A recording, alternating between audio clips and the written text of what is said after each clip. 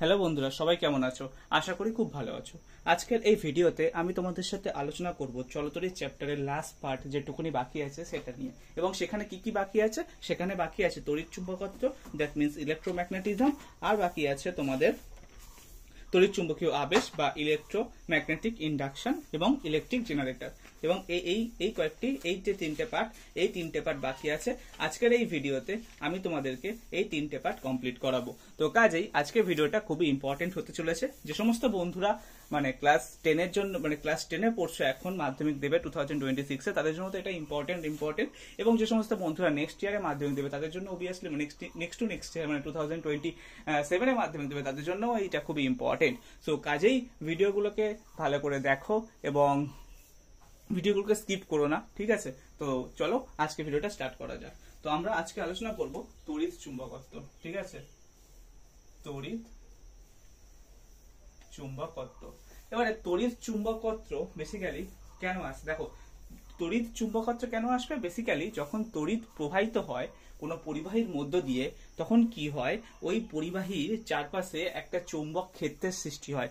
এই জন্য তড়িৎ চুম্বকত্ব কথাটা আসছে। বেসিক্যালি চুম্বকীয় ফল চুম্বকের উপর তড়িৎ প্রবাহের ক্রিয়া, এটা নিয়ে আমরা আলোচনা করব।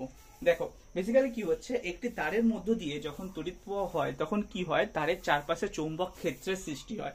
একে কি বলা হয়? তড়িৎ চুম্বক প্রবাহের চুম্বকীয় ফল। এবারে তোমার হচ্ছে চুম্বক শলাকার বিক্ষেপের অভিমুখ। দেখো, তড়িৎ প্রবাহ তোমার তড়িৎ প্রবাহ যেদিকে হবে তার চারপাশে হচ্ছে তোমার একটা চুম্বক ক্ষেত্র সৃষ্টি হয়। তো এই চুম্বক ক্ষেত্র বিক্ষেপণের অভিমুখ কিভাবে সেটা নির্ণয় করা হয়, চুম্বক শলাকার মাধ্যমে নির্ণয় করা হয়। বেসিক্যালি কি হয়, একটা তারের মধ্য দিয়ে যখন তড়িৎ প্রবাহ হয় তখন কি হয়, তার ফলে চুম্বক ক্ষেত্র উৎপন্ন হয় এবং এই চুম্বক ক্ষেত্রের অভিমুখ এবং তার ফলে একটি চুম্বক শলাকার বিক্ষেপের অভিমুখ নির্ধারণ করা হয়, ঠিক আছে? চুম্বক শলাকা দিয়ে কি করা হয়, চুম্বক ক্ষেত্রের যে অভিমুখ সেটা নির্ণয় করা হয়। তো এবারে এক্ষেত্রে আমরা একটা ফর্মুলা একটা সূত্র পড়ি। সেই সূত্রগুলো কি? সূত্রগুলো হচ্ছে তোমার প্রথম আসছে অ্যাম্পিয়ারের সন্তরণ নিয়ম, ঠিক আছে? অ্যাম্পিয়ারের সন্তরণ নিয়ম। তো এটা কি বলছে? অ্যাম্পিয়ারের সন্তরণ নিয়মটা কি? অ্যাম্পিয়ারের সন্তরণটা নিয়ম হচ্ছে, যদি কোনো কাল্পনিক সাঁতারু তড়িৎ পরিবাহী তার বরাবর তড়িৎ পরিবাহের অভিমুখে যদি হাত ছাড়িয়ে সাঁতার কাটে, তাহলে সেক্ষেত্রে তার চুম্বক শলাকার যেদিকে থাকে, চুম্বক শলাকার উত্তর মেরু তার বাঁ হাতের দিকে বিক্ষিপ্ত হয়, ঠিক আছে? চুম্বক শলাকার উত্তর মেরু তার বাঁ হাতের দিকে বিক্ষিপ্ত হয়। বেসিক্যালি যদি কোনো কাল্পনিক সাঁতারু, দেখো এই অ্যাম্পিয়ারের সন্তরণ নিয়ম কি বলছে, যে যদি কোনো কাল্পনিক সাঁতারু তড়িৎ পরিবাহী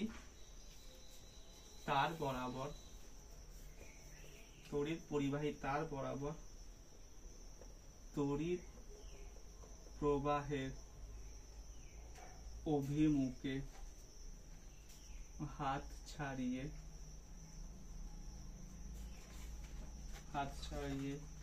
এমন ভাবে সাঁতার কাটে যে তার চুম্বক শলাকার দিকে থাকলে, তাহলে চুম্বক শলাকার উত্তর মেরু তার বাঁ হাতের দিকে বিক্ষিপ্ত হবে, ঠিক আছে? বেসিক্যালি অ্যাম্পিয়ারের সন্তরণ নিয়ম কি বলছে? অ্যাম্পিয়ারের সন্তরণ নিয়ম বলছে যে যদি কোনো কাল্পনিক সাঁতারু তড়িৎ পরিবাহী তার বরাবর তড়িৎ প্রবাহের অভিমুখে হাত ছাড়িয়ে এমনভাবে সাঁতার কাটে যে তার চুম্বক শলাকার দিকে থাকলে, তার মুখ চুম্বক শলাকার দিকে থাকলে, তাহলে সেক্ষেত্রে কি হয়, তার মুখ হবে, এটা বেসিক্যালি তার মুখ চুম্বক শলাকার দিকে থাকলে, তাহলে সেক্ষেত্রে কি হয়, চুম্বক শলাকার উত্তর মেরু তার বাঁ হাতের দিকে বিক্ষিপ্ত হয়। এটা হচ্ছে তোমার অ্যাম্পিয়ারের সন্তরণ নিয়ম। আর একটা হচ্ছে তোমার দক্ষিণ মুষ্টি নিয়ম, ঠিক আছে? এটা গেল অ্যাম্পিয়ারের সন্তরণ নিয়ম, তড়িৎ চুম্বক শলাকার অভিমুখ তড়িৎ চুম্বকত্ব। তড়িৎ চুম্বকত্ব যে ব্যাপারটা সেটা নিয়ে অ্যাম্পিয়ারের সন্তরণ নিয়ম। এবার এরপরে আমরা পড়বো দক্ষিণ মুষ্টি নিয়ম। দক্ষিণ মুষ্টি নিয়ম, ঠিক আছে। দক্ষিণ মুষ্টি নিয়মটা কি? দক্ষিণ মুষ্টি নিয়মটা ইজ নাথিং বাট, যদি কোনো তড়িৎবাহী তারের মানে যদি ধরো একটা তড়িৎবাহী তারকে কি করা হচ্ছে, ডান হাতের মুষ্টি বরাবর, তড়িৎবাহী তারকে ডান হাতের মুষ্টি বরাবর যদি এরকম ভাবে ধরা হয়, তাহলে সেক্ষেত্রে কি হয়, তোমার যে বুড়ো আঙুলের অভিমুখে যদি তড়িৎ প্রবাহের অভিমুখ নির্দেশ করা হয়, তাহলে অন্য আঙুলগুলি কি হয়, চুম্বক অন্য আঙুলগুলো কি হয়, বলরেখার অভিমুখে তারটিকে ঘিরে থাকে, তাহলে কি হয়, সেই বলরেখা চুম্বক ক্ষেত্রকে নির্দেশ করে এবং বলরেখার অভিমুখে চুম্বক শলাকার উত্তর মেরু বিক্ষিপ্ত হয়। বেসিক্যালি কি বলছে যে যদি কোনো তড়িৎবাহী তারকে ডান হাতের মুষ্টি বরাবর এমন ভাবে ধরে রাখা হয় যে তার বুড়ো আঙুল তড়িৎ প্রবাহের অভিমুখ নির্দেশ করলে, তাহলে বাকি আঙুলগুলো কি হয়, চুম্বক ক্ষেত্র অভিমুখ নির্দেশ করে, ঠিক আছে। বাকি আঙুলগুলো চুম্বক ক্ষেত্র অভিমুখ নির্দেশ করে এবং বলরেখা কি করে, বলরেখা অভিমুখে চুম্বক শলাকার উত্তর মেরু বিক্ষিপ্ত হয়। মানে এই যে বাকি যে আঙুলগুলো যেদিকে, মানে এখানে বেসিক্যালি তুমি যদি এটা দেখো, মানে এটা যদি দেখো, এখানে এই দিক বরাবর যে তড়িৎ ক্ষেত্র প্রবাহিত হয়, তাহলে তোমার এই বাকি এই আঙুলগুলো তোমার চুম্বক বলরেখা অভিমুখ নির্দেশ করবে এবং এদিকে কি হয়, উত্তর মেরু তোমার বিক্ষিপ্ত হবে, চুম্বক শলাকার উত্তর মেরু এইদিকে বিক্ষিপ্ত করবে আর এদিকে বেসিক্যালি তোমার চুম্বক ক্ষেত্র নির্দেশ করবে, ঠিক আছে। এটা হচ্ছে তোমার দক্ষিণ মুষ্টি নিয়ম। এবারে তোমার হচ্ছে এটা গেল, এবার হচ্ছে তোমার বেসিক্যালি এটা হলো। এবারে হচ্ছে তোমার মেরুর প্রকৃতি। দেখো তোমার হচ্ছে বেসিক্যালি তড়িৎ প্রবাহের ক্ষেত্রে দুই প্রকার মেরু সৃষ্টি হয়। একটা যখন চুম্বক ক্ষেত্রে বল, তড়িৎ ক্ষেত্রে বল, দুই প্রকার মেরু সৃষ্টি হয়, উত্তর মেরু আর দক্ষিণ মেরু, নর্থ পোল এবং সাউথ পোল, এই দুই প্রকার মেরু সৃষ্টি হয়। এবারে বৃত্তাকার তড়িৎ কুণ্ডলীর দ্বারা উৎপন্ন চুম্বক ক্ষেত্র। দেখো বেসিক্যালি কি হয়, পরিবাহী তারকে কয়েকটি বৃত্তাকার পাকে জড়িয়ে যদি চোঙের আকার দিলে হয়, তাকে সেক্ষেত্রে কুণ্ডলীটাকে কি বলা হয়, সলিনয়েড বলা হয়। এবং সলিনয়েডের ক্ষেত্রে কি হয়, সলিনয়েড একটা দ্বন্দ্ব চুম্বকের মতো আচরণ করে। কারণ কি, কারণ তুমি এই বৃত্তাকার কুণ্ডলীর মধ্যে দিয়ে কি হয়, তড়িৎ যদি প্রবাহিত হয়, তাহলে সেক্ষেত্রে কি হয়, তোমার সেক্ষেত্রে তোমার হচ্ছে দুদিকে তোমার তড়িৎ, মানে বেসিক্যালি কি হচ্ছে যে তড়িৎ পরিবাহী অনুযায়ী কি হয়, এর তড়িৎ পরিবাহী অনুযায়ী হয়, পাকের এক পাশে উত্তর মেরু এবং অপর পাশে হচ্ছে তোমার দক্ষিণ মেরু উৎপন্ন হয় এবং পাশাপাশি থাকা দুটি পাকের মুখোমুখি তলে মেরু দুটি বিপরীত হয়, প্রতিমিত করে পরস্পরকে, কিন্তু সলিনয়েড কি হয়, এক প্রান্তে মানে উত্তর মেরু এবং অন্য প্রান্তে দক্ষিণ মেরু থেকে যায়, তো এর ফলে কি হয়, সলিনয়েডটি একটা দ্বন্দ্ব চুম্বকের মতো আচরণ করে, ঠিক আছে।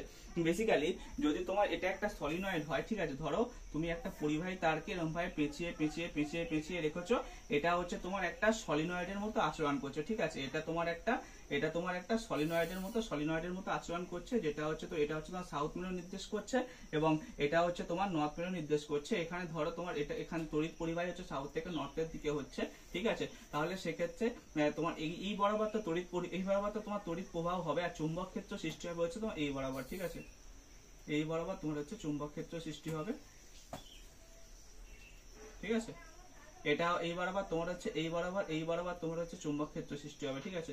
এই বরাবর হচ্ছে তোমার চুম্বক ক্ষেত্র চুম্বক ক্ষেত্র সৃষ্টি হবে।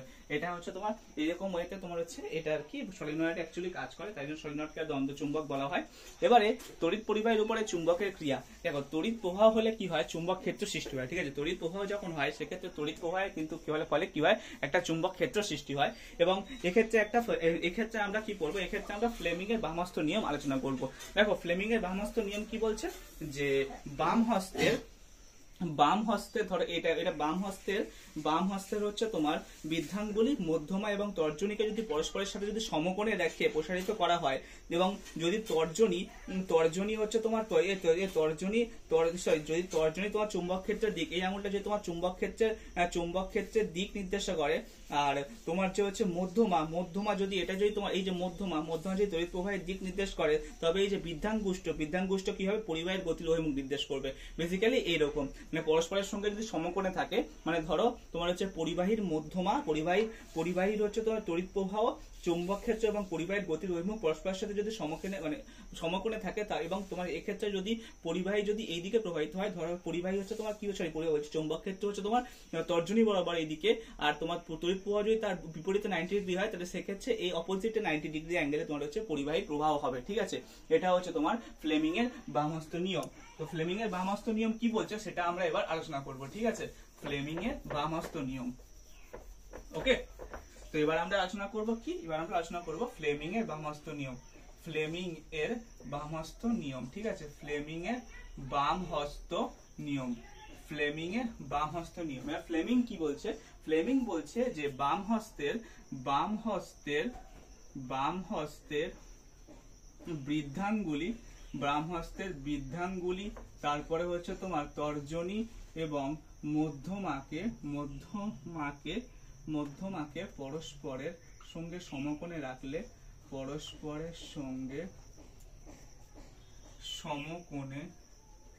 রাখলে এবং তর্জনী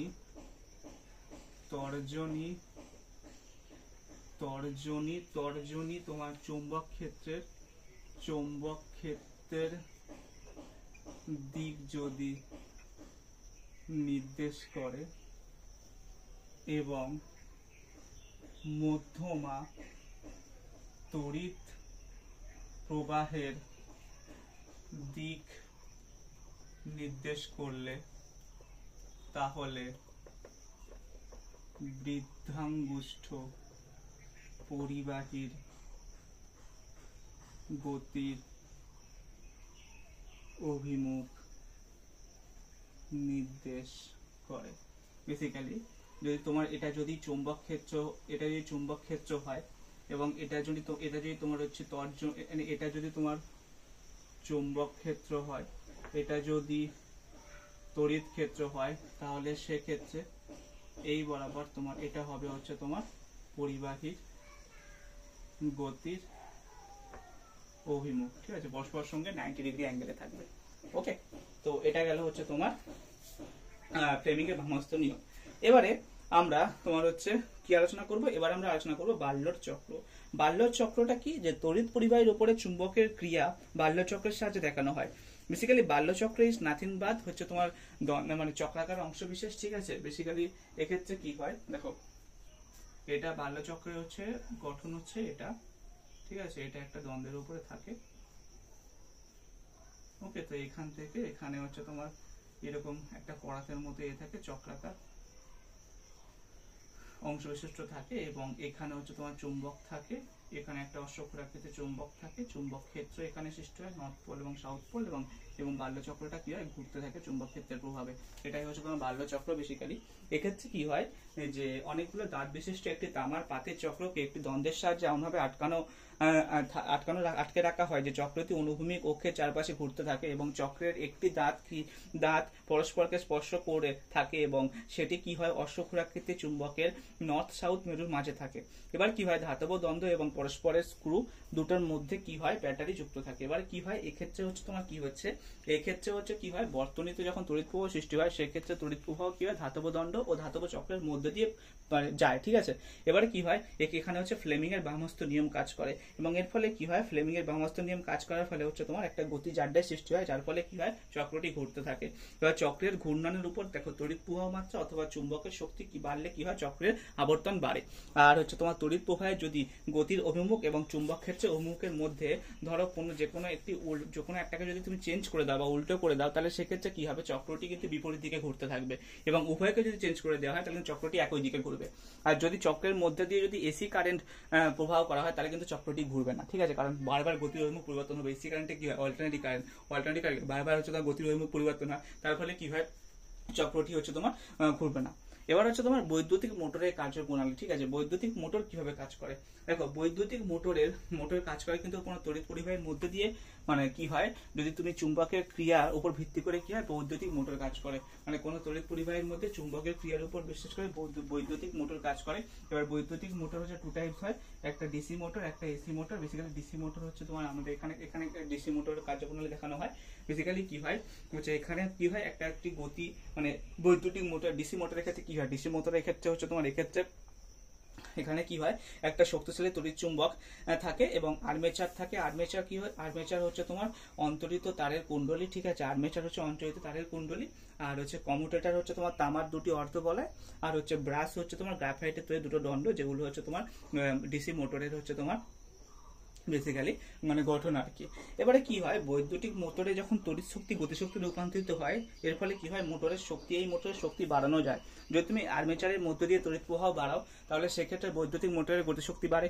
আবার যদি তুমি আর্মেচারের তারের পাক সংখ্যা বাড়াও তাহলে সেক্ষেত্রে বৈদ্যুতিক মোটরের গতিশক্তি বাড়ে। আবার তুমি যদি ক্ষেত্র চুম্বকের শক্তি বাড়াও তার মধ্যে বাড়িয়ে কি হয়, আর্মেচারের মধ্য দিয়ে যদি এসি কারেন্ট পাঠানো হয় তাহলে সেক্ষেত্রে কিন্তু আর্মেচার ঘুরবে না। এবার যেমন বৈদ্যুতিক পাম্প, তারপরে হচ্ছে তোমার পাখা, ট্রেন, ট্রাম প্রভৃতি, এগুলো তো বৈদ্যুতিক মোটরে চলে। ঠিক আছে, এবারে আমরা আলোচনা করব তড়িৎ চুম্বকীয় আবেশ নিয়ে। ঠিক আছে, তড়িৎ চুম্বকীয় আবেশটা কি, বেসিক্যালি হচ্ছে কোনো বদ্ধ পরিবাহী লুপের সাথে জড়িত চৌম্বক বলরেখার সংখ্যা বা চৌম্বক প্রবাহের পরিবর্তন হলে ওই লুপে কি হয়, একটা তড়িৎচালক বল এর আবিষ্ট হয়। এই ঘটনাটাকে কি হয়, তড়িৎ চুম্বকীয় আবেশ বলা হয়। বেসিক্যালি আবেশ কি, দেখো বেসিক্যালি এবার আমরা আলোচনা করবো তড়িৎ চুম্বকীয় আবেশ নিয়ে। ঠিক আছে, ইলেকট্রোম্যাগনেটিক ইন্ডাকশন, তড়িৎ চুম্বকীয় আবেশ।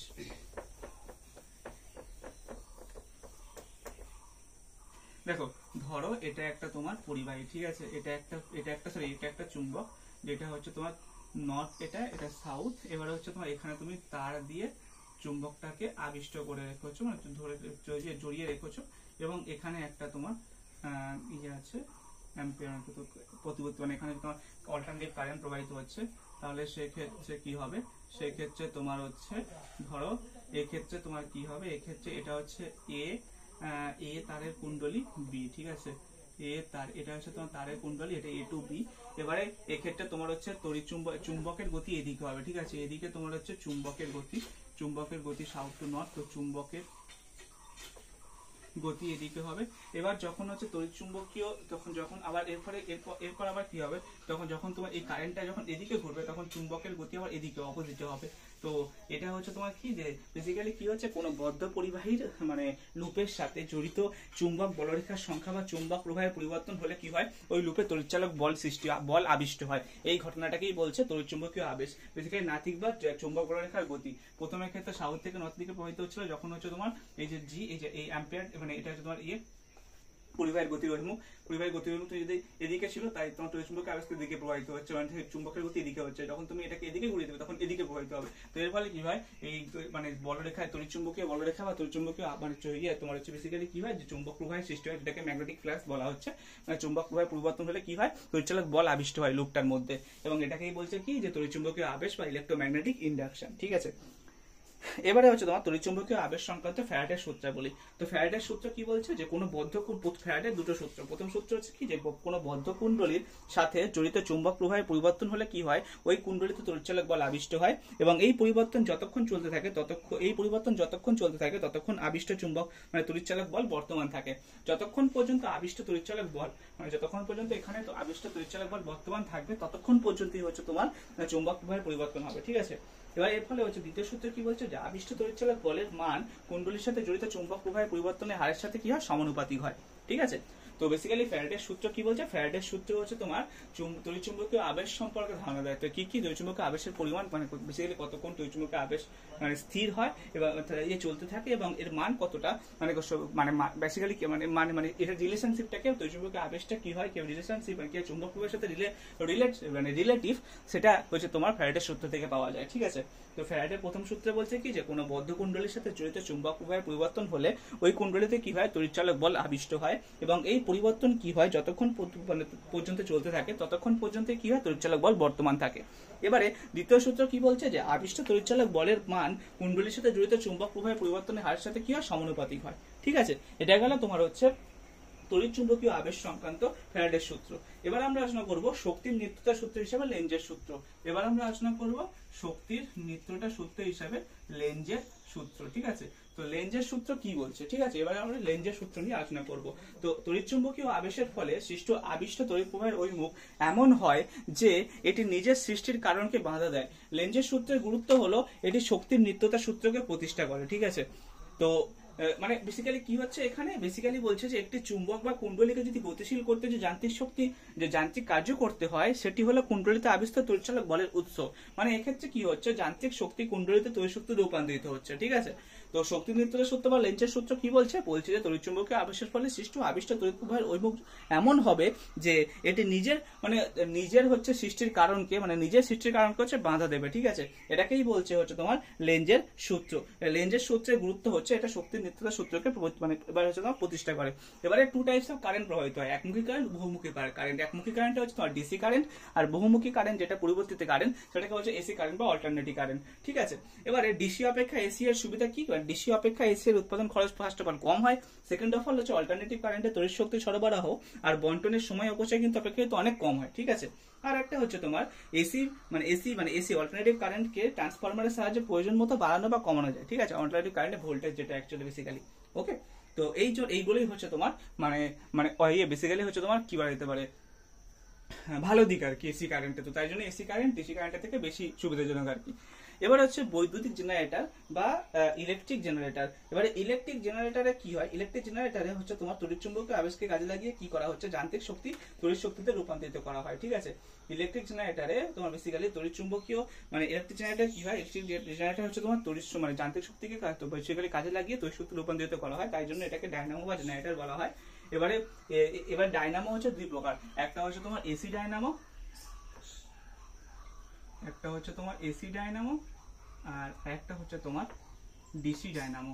এবারে এসি ডায়নামো কিভাবে কাজ করছে? ধরো এসি ডায়নামোর ক্ষেত্রে এখানে হচ্ছে তোমার এই দুটো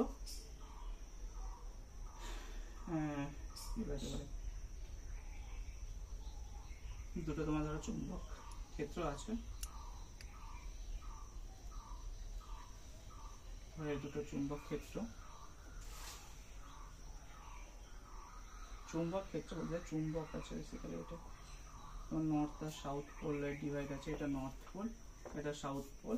এবার এখানে তোমার হচ্ছে স্প্রিং রোল আছে, এখানে ঘুরছে, এটার সাহায্যে এক্ষেত্রে কি হয় তোমার হচ্ছে তড়িৎ প্রবাহের গতির অভিমুখ ক্ষেত্রে হচ্ছে তোমার তড়িৎ প্রবাহ হচ্ছে তোমার এই দিক থেকে তড়িৎ প্রবাহ হয়ে এদিকে আসছে, এদিকে যাচ্ছে। ঠিক আছে, তড়িৎ প্রবাহ।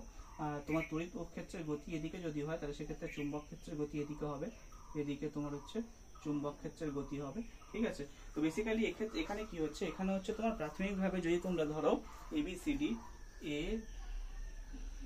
B C D, এটা একটা তুমি ধরো হচ্ছে তোমার ধরেছো তোমার একটা কুণ্ডলী ধরেছো। তো এক্ষেত্রে কি হচ্ছে? এখানে হচ্ছে তোমার বেসিক্যালি নর্থ থেকে সাউথের দিকে হচ্ছে তোমার অভিমুখে ঘোরানো হচ্ছে কুণ্ডলীকে।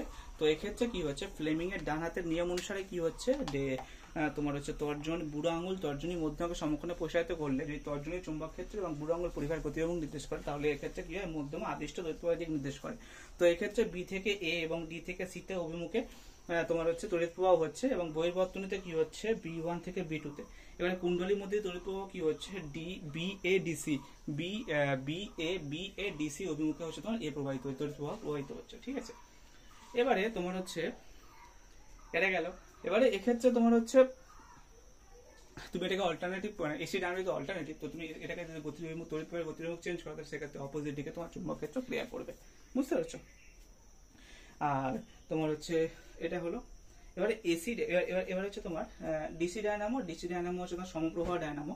তো এক্ষেত্রে কি হয়? এক্ষেত্রে কমিউটেটর এখানে ইউজ করা হয়। ডিসি ডায়নামোর ক্ষেত্রে কমিউটেটর ইউজ করা হয়। কমিউটেটর ইউজ করে কি হয়? তোমার হচ্ছে ডিসি ডায়নামোকে সমপ্রবাহে তড়িৎ প্রবাহ উৎপন্ন করা হয়।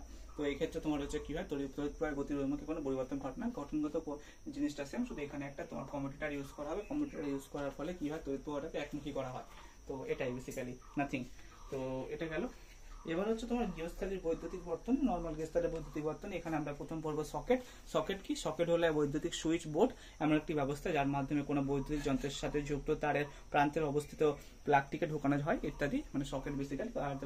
তারপরে হচ্ছে তোমার লাইফ তার, নিউট্রাল তার এবং আর্থিং তার। বেসিক্যালি হচ্ছে তোমার গৃহস্থালীর নিউট্রাল তার যেটা, তার রং কালো হয়, আর্থ তারের রং হচ্ছে সবুজ বর্ণের হয়, আর লাইফ তারের রং হচ্ছে লাল বর্ণের হয়। ঠিক আছে, এবার আন্তর্জাতিক নিয়ম অনুসারে লাইফ তার বাদামি বর্ণের হয়, নিউট্রাল নীল বর্ণের এবং আর্থ তার সবুজ এবং হলুদ বর্ণের হয়ে থাকে। বুঝতে পারছো? তো এটাই এবার বেসিক্যালি এটাই। তো তো এবারে একটা জিনিস মাথায় রাখবে যে আর্থিং জিনিসটা কি, বেসিক্যালি আর্থিং হচ্ছে একটা মোটা তামার তারের এক প্রান্ত মিটারের সাথে যুক্ত করে অন্য প্রান্তটিকে মাটির নিচে রাখা হয়, তামার একটি প্লেটের সাথে যুক্ত করা হয়, এই পদ্ধতিকে বলা হয় আর্থিং। আর্থিং এর তার মেইন সুইচের সাথে কি যুক্ত থাকে এবং গৃহস্থালীর বৈদ্যুৎ বর্তনীকে থাকে, ঠিক আছে। ওই শর্ট সার্কিট বা অন্য কোনো কারণে যদি বর্তনীতে তড়িৎ প্রবাহ বেশি হয়, সেক্ষেত্রে কি হয়, আর তারের মাধ্যমে তড়িৎ প্রবাহটা কি হয়, মাটির মধ্যে চলে আসে এবং এর ফলে কি হয়, বর্তনীর তার উত্তপ্ত হয়ে পুড়ে যায় না। আর বিভিন্ন বৈদ্যুতিক যন্ত্র বেশি 3-পিন প্লাগের সাহায্যে ভূ সংযুক্ত করা হয় এবং এর ফলে কি হয়, ধাতব মানে যন্ত্রের যে ধাতব আবরণী সেটা আর্তারের মাধ্যমে মাটির সাথে যুক্ত থাকে। বুঝতে পেরেছি? মানে কোনো রকম মানে যে মানে বেশি মানে বিদ্যুৎ মানে বেসিক্যালি বিদ্যুৎ প্রবিষ্ট হলে বা অতিরিক্ত পরিমাণে কারেন্ট এলে সেক্ষেত্রে যাতে তোমার হচ্ছে যে বাকি যে বিভিন্ন রকম যে বৈদ্যুতিক যন্ত্রাংশগুলো আছে সেগুলো যাতে ক্ষতিগ্রস্ত না হয় সেই জন্য আর্থিং করা হয়, যার ফলে কি হয়, যেটা এক্সট্রা কারেন্ট সেটা হচ্ছে ওই আর্থারের মাধ্যমে ভূগর্ভে পাঠিয়ে দেওয়া হয় এবং যার ফলে কি হয়, এই সমস্ত মেশিনগুলো ঠিক থাকে, ঠিক আছে। বেসিক্যালি এটাই ছিল তোমাদের চলাচলের চ্যাপ্টার। এখানে আমি তোমাদেরকে ওই এসি ডায়নামো, ডিসি ডায়নামো এই জিনিসটা মানে বোঝালাম, কিন্তু এর আগে জেনারেটর যেটা ছিল বৈদ্যুতিক জেনারেটর বোঝালাম। তার আগে তোমাদের ছিল হচ্ছে বৈদ্যুতিক মোটর। দেখো বৈদ্যুতিক মোটরের কার্যপ্রণালী তোমরা এটা নিজেরাও মানে ডায়াগ্রামটা ড্র করে করতে পারো, কিন্তু বেসিক্যালি এগুলো তোমাদের বৈদ্যুতিক মোটরের কার্যপ্রণালী বা জেনারেটর কার্যপ্রণালী এই সমস্ত কোশ্চেন তোমাদের মাধ্যমিকে দেয় না, ঠিক আছে। তোমাদের মাধ্যমিকে কোশ্চেন দেয় যে এইরকম টাইপ কোশ্চেন যে বৈদ্যুতিক মোটরের তড়িৎ শক্তি গতিশক্তি রূপান্তরিত করা হয় এবং এই মোটরের শক্তি বাড়ানোর উপায়গুলো কি কি, এরকম টাইপ মানে অ্যাপ্লিকেশন টাইপ কোশ্চেন দেয়। কখনোই তোমাদের হচ্ছে এরকম ডায়াগ্রাম ড্র করে হচ্ছে তোমাদের মানে কার্যনীতি বর্ণনা করতে বলে না, ঠিক আছে। আর এটা বেসিক্যালি যদি কার্যনীতি বর্ণনা করতে বলে সেক্ষেত্রে তোমার হচ্ছে যেটা বৈদ্যুতিক জেনারেটর সেটা কার্যনীতি বর্ণনা করতে বলা হতে পারে, যেটা আমি তোমাদেরকে ডায়াগ্রাম ড্র করলাম। এরকম ভাবে তোমার ডায়াগ্রাম ড্র করে এটাকে তোমরা গুছিয়ে লিখতে পারবে, তো কাজেই তোমাদের কোনো সমস্যার সম্মুখীন হতে হবে না। তো তোমরা চলতরিৎ চ্যাপ্টারটা আমি এখানে কমপ্লিট করলাম। চলতরিৎ চ্যাপ্টারটাকে তোমরা মন দিয়ে পড়বে, কারণ চলতরিৎ চ্যাপ্টারটা গুরুত্বপূর্ণ চ্যাপ্টার, কারণ এখান থেকে তোমাদের 12 নাম্বার থাকে, ঠিক আছে। আলো এবং চলতরিৎ দুটো চ্যাপ্টার খুবই ইম্পর্টেন্ট চ্যাপ্টার। তো আমি অলরেডি তোমাদের 7টা চ্যাপ্টার কমপ্লিট করিয়ে দিয়েছি। এখন আমার হাতে শুধু বেঁচে আছে জাস্ট একটাই চ্যাপ্টার, তোমার হচ্ছে পদার্থের ভৌত ও রাসায়নিক ধর্মসমূহ। তো এই চ্যাপ্টারটা ধরো 8টা-9টা ভিডিওর মাধ্যমে কমপ্লিট হয়ে যাবে। তো আশা করছি নেক্সট উইকের মধ্যে তোমাদের এই চ্যাপ্টারটাও কমপ্লিট হয়ে যাবে এবং আমার ভৌত বিজ্ঞানের পুরো প্লে লিস্টটা কমপ্লিট হবে এবং জীবন বিজ্ঞানের প্লে লিস্ট যতটা পারবো কমপ্লিট করার চেষ্টা করব। আর ম্যাথমেটিক্সের প্লে লিস্টটাকে এবার স্টার্ট করা শুরু করবো, ঠিক আছে। তো যে সমস্ত বন্ধুরা চ্যানেলে নতুন তারা অবশ্যই চ্যানেলটিকে সাবস্ক্রাইব করো এবং নট অনলি এখানে তোমরা শুধু ক্লাস 10-এর ভিডিও পাবে, এখানে তোমরা বিভিন্ন বর্ষের ভিডিও পাবে এবং বিভিন্ন সাজেশন রিলেটেডও ভিডিও পাবে। তো কাজেই তোমাদের কোনো সমস্যার সম্মুখীন হতে হবে না। দেখা হবে তোমার সাথে নেক্সট ভিডিওতে। ততক্ষণের জন্য টাটা।